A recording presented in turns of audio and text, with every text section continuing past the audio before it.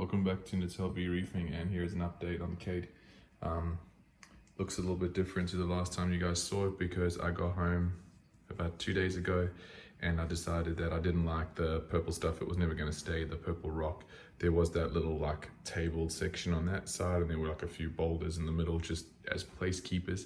I ended up taking the rectangular thing that I had built to hide the sandboxes and smashed it and created these different things. Now from here, it looks like that doesn't really match because those are all nice and branchy.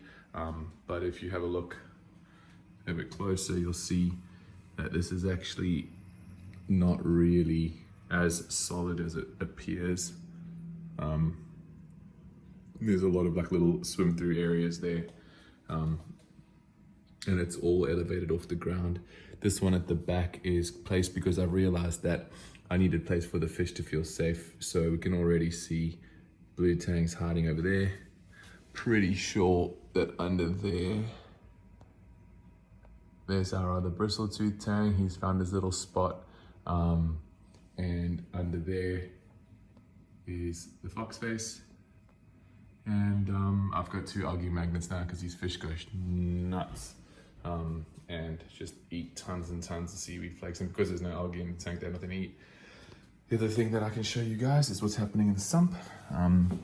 So the skimmer is working well, cleaned it and emptied it when I got back. Creates a nice foam. It's the ATO 150S. I've had no problems with that. I did have some problems, however, with the automatic top up. So if the tank runs completely dry, like so let's say the ATO runs dry and it evaporates to the point where it's completely dry, that float valve will drop all the way down, right?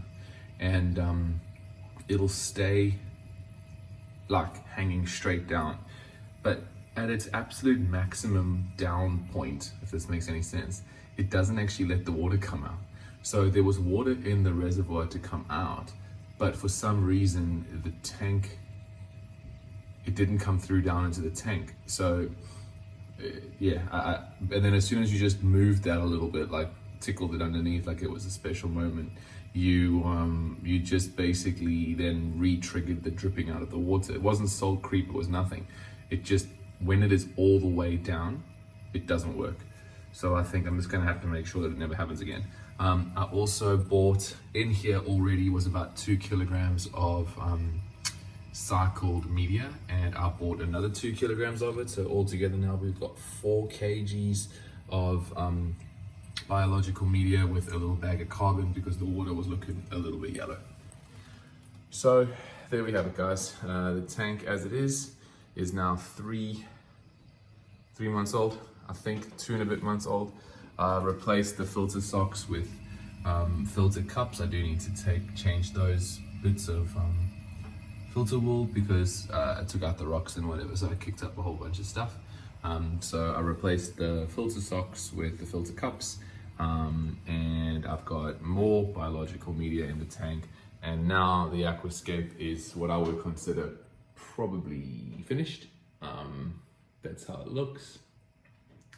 And now it's a case of just waiting a couple, maybe another 6 or 8 months, maybe add 1 or 2 more fish, and then when I'm home for good, we'll start putting some lights on the tank and growing some coral. Thanks for watching.